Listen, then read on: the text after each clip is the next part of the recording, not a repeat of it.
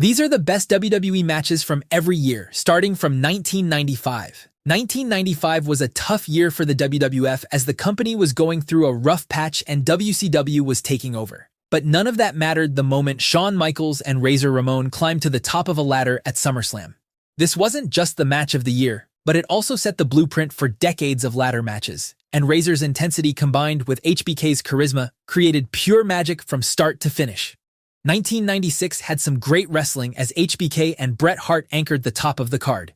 Their Iron Man match at WrestleMania is highly debated as some fans find it iconic, while others thought it dragged on for too long. The no-holds-barred match between HBK and Diesel at In Your House was another fun brawl. But the most underrated gem of the year came at Mind Games, when Shawn Michaels walked into a war with Mankind. The build wasn't anything special, the match wasn't super hyped, but Michaels and Foley went out there and tore the house down in one of the most criminally overlooked matches in WWE history. 1997 saw Shawn Michaels and The Undertaker battle it out inside Hell in a Cell in a match that defined an era and gave us the debut of Kane. But the match of the year, the match that changed professional wrestling forever, was Bret Hart versus Stone Cold Steve Austin at WrestleMania 13. Austin refusing to quit, passing out in the sharpshooter turned him into the biggest babyface in the company and accelerated the rise of the Attitude Era. 1998 was full of wild moments. Austin and Tyson brawled it out on Raw. Kane and The Undertaker faced off at WrestleMania. But nothing compares to what happened at King of the Ring when Taker threw Mankind off the top of Hell in a Cell. The match between Undertaker and Mankind was a defining moment in wrestling history. It wasn't a technical masterpiece in any sense, but it was a spectacle you couldn't look away from, and decades later, it still holds up as one of the most iconic bouts of all time. 1999 is remembered more for storylines than match quality, but don't sleep on what happened inside the ring. Austin and The Rock delivered at Backlash in a match full of intensity and star power. The Rock defeated Mankind in a brutal I Quit match at the Royal Rumble. But it was four young guys on a random October pay-per-view who quietly stole the entire year and set the table for what was coming next. Edge and Christian versus the Hardy Boys in a tag team ladder match at No Mercy was the moment the tag division caught fire. 2000 is often called WWE's greatest year, and the match quality backed that up. The six-man Hell in a Cell at Armageddon was chaos in the best possible way. The Triangle Ladder match at Mania 16 elevated the tag division. But it was Triple H versus Cactus Jack in a street fight at the Royal Rumble that legitimized the game as a main event player and earned the title of the Match of the Year. 2001 was another year of iconic matches. 3 stages of hell between Austin and Triple H. The ladder match between Jericho and Benoit at the Royal Rumble. And Austin defeating The Rock and shaking hands with Vince McMahon at Mania 17 marked the end of an era. However, it was the insane TLC match on the same night between the Hardys, Edge and Christian, and the Dudley Boys that was the match of the year. WrestleMania 17 is widely considered the greatest pay-per-view in history, and this match is a big reason why. 2002 saw WWE navigating a new landscape without Austin and Rock at full capacity, but the in-ring product quietly delivered. Kurt Angle and Chris Benoit won the tag titles at No Mercy against Edge and Rey Mysterio in a match that reminded everyone just how amazing tag team wrestling could be when given time and a purpose. The Royal Rumble also produced an Angle-Benoit singles classic that was quietly the best match of this turbulent year that saw the debuts of John Cena, Randy Orton, and Brock Lesnar. And speaking of Lesnar, 2003 was Angle and Lesnar's year in the ring. These two had a chemistry that carried the blue brand on its back.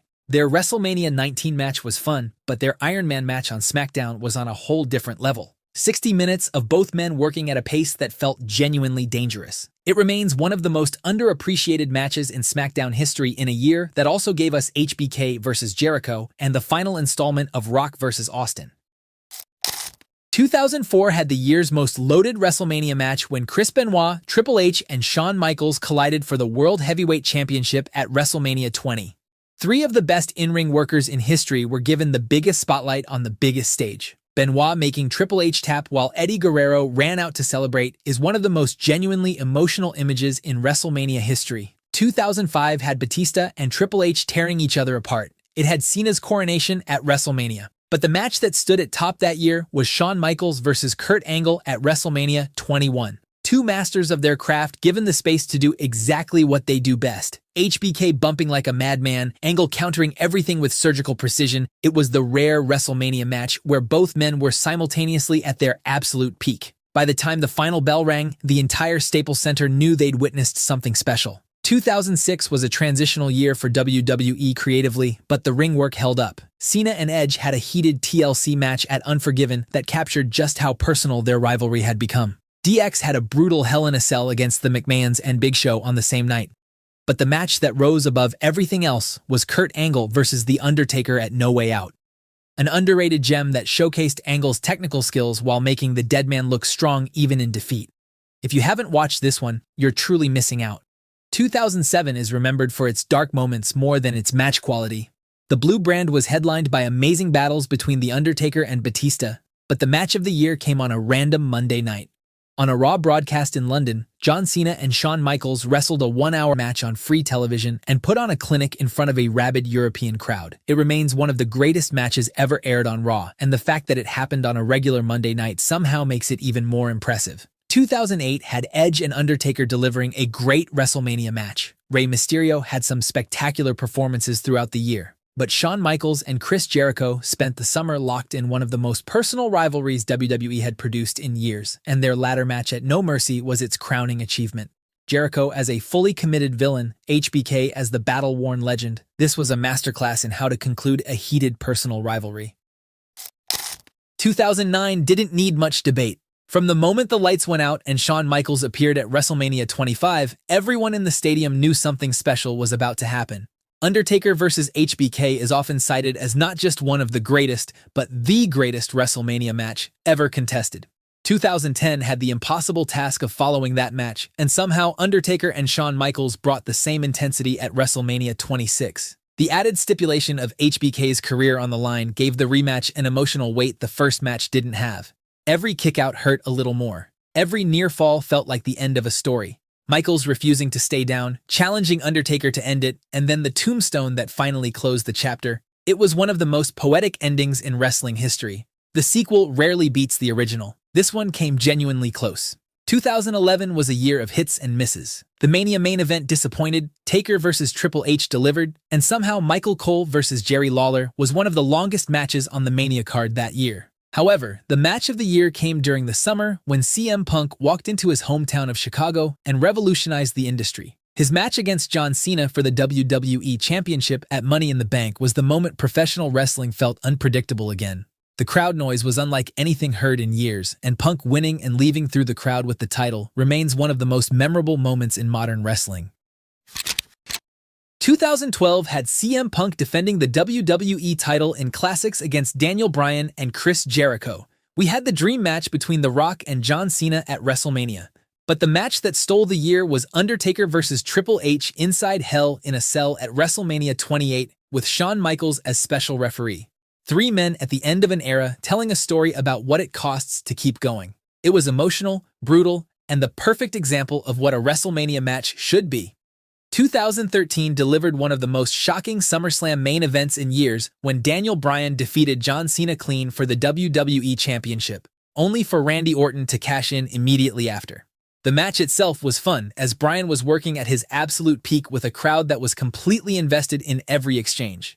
But the most brutal match of the year came on the same night when CM Punk and Brock Lesnar collided in a fight that was dubbed as the Beast versus the Best. Punk taking that beating and refusing to quit, Paul Heyman's involvement, it was storytelling and brutality perfectly combined. 2014 is remembered for the end of the streak, Bryan's crowning moment at WrestleMania 30, and the Shield's dominance. But the match of the year came from an unexpected place. Sami Zayn and Adrian Neville at NXT Evolution was the moment NXT announced itself as more than just a developmental brand. The crowd in Full Sail was unhinged for the entire match. Zayn finally winning the NXT title after months of heartbreak, celebrating with the roster, only to get brutally attacked by Kevin Owens. It was one of the most memorable endings in NXT history, a reminder that great wrestling doesn't need lavish pyro or 50,000 seats. Sometimes it just needs two great performers and a story that fans can invest in. 2015 had Seth Rollins having great matches every single month.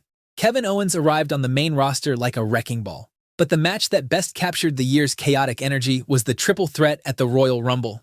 Brock Lesnar, John Cena, and Seth Rollins collided for the WWE Championship in a match that felt exciting start to finish. Lesnar dominating like a force of nature and Rollins hitting that insane elbow drop while Super Cena refused to stay down. It was an instant classic that nobody saw coming. 2016 was the year NXT truly separated itself from the rest of the industry. Nakamura versus Zayn at TakeOver Dallas was electric. Joe and Finn's rivalry over the NXT title was the brand's biggest story. But over on the main roster, AJ Styles arrived and immediately started putting up phenomenal matches against names like Chris Jericho, Roman Reigns, and John Cena. The match that truly defined this year was Styles and Cena's classic at SummerSlam that cemented AJ as a main event player in the WWE. 2017 had Kevin Owens and Sami Zayn delivering every time they shared a screen. AJ Styles was quietly putting on the most consistent year of anyone on the main roster. The Hardy Boys made their return, while Roman Reigns became the second man to beat The Undertaker at WrestleMania. But the match nobody saw coming was Tyler Bate versus Pete Dunne at NXT TakeOver Chicago. Two young British wrestlers most American audiences had never heard of were given a takeover slot and proceeded to steal the entire show, Dunne as a vicious, manipulative heel. Bate was the scrappy underdog with a surprisingly deep technical arsenal. By the end, the crowd was fully invested in both men.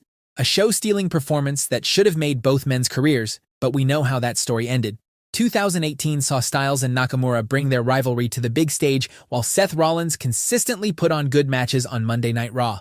However, this year saw NXT operating at a level the main roster simply couldn't match. Gargano and Ciampa's rivalry consistently produced brilliant matches throughout the year. But the one match that stopped everyone in their tracks was Johnny Gargano versus Andrade for the NXT Championship, one of the purest wrestling matches WWE produced in the entire decade. 2019 was another year when the main roster was overshadowed by NXT. While Roman Reigns was being fed dog food and Brock Lesnar and Seth Rollins were feuding over the Universal title, multiple matches in NXT crossed into genuinely historic territory. Walter and Tyler Bate at TakeOver Cardiff was a European-style war unlike anything WWE had produced before. Gargano and Cole had an instant classic at TakeOver 25, but their 2 out of 3 falls rematch at TakeOver New York surpassed everything. The layered storytelling across 3 falls and the callbacks to their entire rivalry. It was the kind of match that gets better every time you rewatch it. 2020 gave the world empty arena wrestling, and most of it was exactly as hollow as it sounds. But the in-ring standard for the next 3 years would be set by one man, the Ring General. While the main roster gave us cinematic matches like the Boneyard match and the Firefly Funhouse match, Walter vs. Ilya Dragunov on NXT UK was a physical war that had no business existing in a year that felt like it had drained the joy from everything. Walter as an immovable force, Dragunov as pure heart and fury. This was the best match WWE produced during one of its most difficult years. 2021 saw the return of the fans and also gave us the triple threat between Reigns, Edge, and Bryan, along with an amazing trilogy between Edge and Rollins. But the match of the year belonged to Ilya and Walter once again at NXT TakeOver 36 in 2021 as they met in a brutal contest that somehow topped their first encounter. Ilya finally dethroned Walter in a match that felt like the culmination of everything NXT UK had been building since the brand's inception as the two men brought out the absolute best in each other for the second time in 2 years. 2022 brought a new era in the WWE. Cody Rhodes returned and put on some classics against Seth Rollins. Roman Reigns continued his dominance and had amazing matches against Logan Paul, Drew McIntyre, and Lesnar, but the Ring General set the standard for in-ring action once again. His match against Sheamus at Clash at the Castle was hard-hitting in a way modern wrestling rarely is. Sheamus throwing everything he had at the new Intercontinental Champion, Gunther absorbing it and firing back harder. A European-style war fought in front of a massive crowd that was fully alive for every exchange. 2023 saw their rivalry continue with Drew McIntyre being added to the mix. 3 big physical wrestlers given time to beat the hell out of each other in front of a SoFi Stadium crowd stole the show and was the best match of 2023. 2024 had Cody's WrestleMania moment, AJ Styles delivering at Backlash France in front of one of the most passionate crowds of the year. But the match that hit hardest was CM Punk versus Drew McIntyre inside Hell in a Cell at Bad Blood. A feud built on personal animosity, 2 men who hated each other contained inside the most unforgiving structure in WWE. It was the rare modern Hell in a Cell match that actually felt brutal, chaotic, and completely gripping from bell to bell. 2025 had John Cena's farewell tour. CM Punk winning the World Heavyweight Championship. Roman Reigns reminding everyone why he was the OTC, and some solid in-ring action. WrestleMania 41 delivered one of the best women's matches when the triple threat tore the house down. At Elimination Chamber, Kevin Owens and Sami Zayn met one more time in an unsanctioned fight that was brutal. But personally, The match of the year for me was John Cena versus AJ Styles in a match that marked the final chapter of their feud. And this brings us to 2026. This year, we've seen an insane ladder match at Mania, Rollins versus Gunther, and the excellent main event between Roman Reigns and CM Punk. So let me know in the comments which match you enjoyed the most this year, and check out this video next where we crown the best WWE wrestler from every year.